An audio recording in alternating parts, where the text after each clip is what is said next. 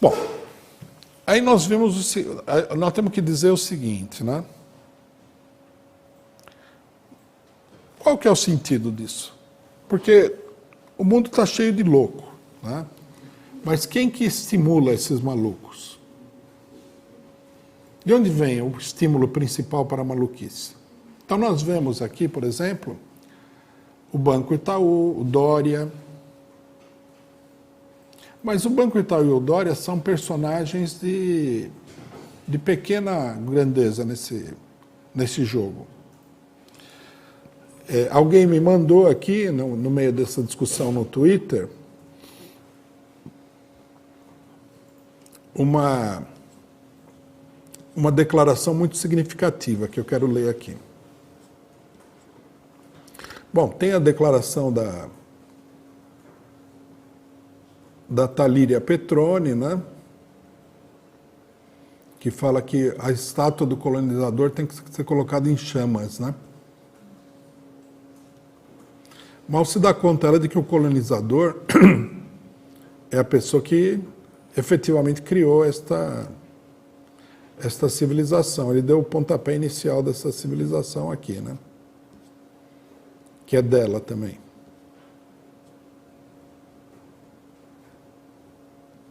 Bom, aí eu recebi uma colocação que é a seguinte.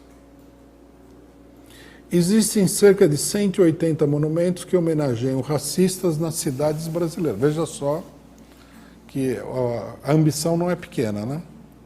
Que tal colocar essas estátuas em museus para que esses personagens não sejam vistos como heróis, mas de maneira crítica pelos crimes que cometeram? Bom, primeiro que eu não consigo entender muito bem, né, qual que é a diferença da maneira como você vai ver a pessoa se a estátua estiver no museu ou se a estátua estiver fora do museu.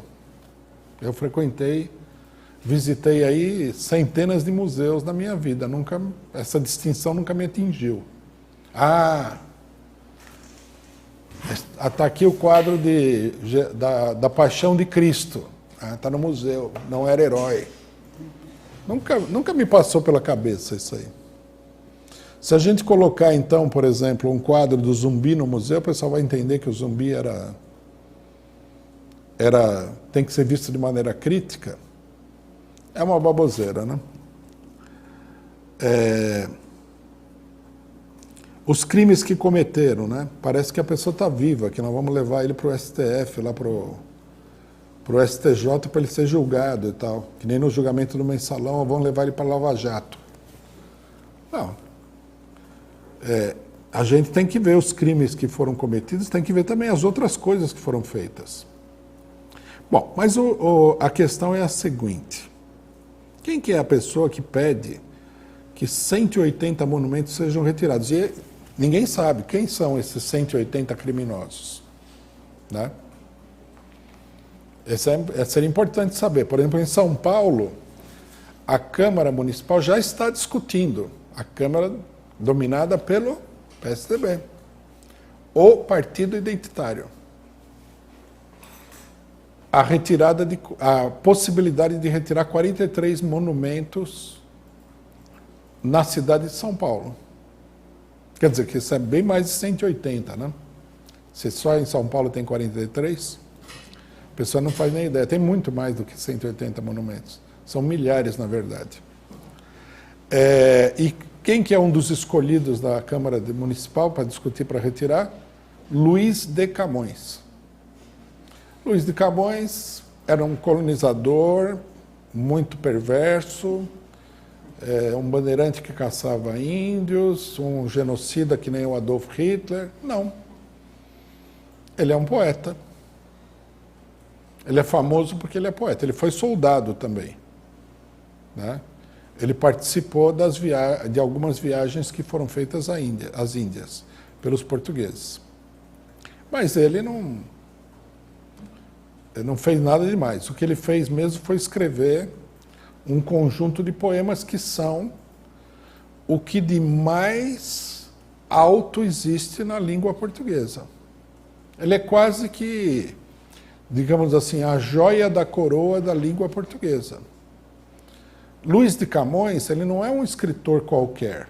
ele está no panteão dos monstros da história literária da humanidade. Ele está do lado de um Dante, ele está do lado de um Virgílio, ele está do lado de um Torquato Tasso, ele está do lado de um Shakespeare, ele está do lado de um Cervantes. Ele em si, ele não precisa de monumento, ele é um monumento. Né? O Lusíadas é um monumento. Por que queimariam a estátua dele? A explicação é mais ou menos óbvia. Porque os Lusíadas, né, o maior poema, o mais famoso, o mais glorificado da língua portuguesa, o mais conhecido no mundo todo, fala da expedição de Vasco da Gama às Índias. Então seria um elogio à colonização. Né? Logicamente que Camões não via coisa desse jeito, ele via a viagem de Vasco da Gama como uma grande aventura de descoberta de coisas que os europeus não conheciam.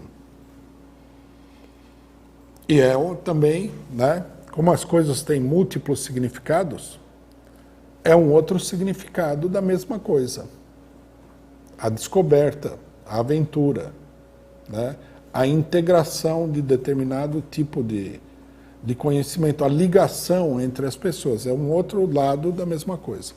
Mas até o Camões, quem vai escapar? Né? Quem que vai escapar da fogueira aqui? E é bem sintomático que seja uma fogueira. Né? O que não vai ser queimado aí? Por exemplo, o barroco brasileiro, que é também uma vasta coleção de literatura, entre os quais nós temos aí o Gregório de Matos e o Padre Vieira, vai tudo para a fogueira. O arcadismo brasileiro dos Inconfidentes, fogo. O romantismo, fogo. O realismo, o parnasianismo, esse aí já tem gente querendo colocar no fogo há muito tempo.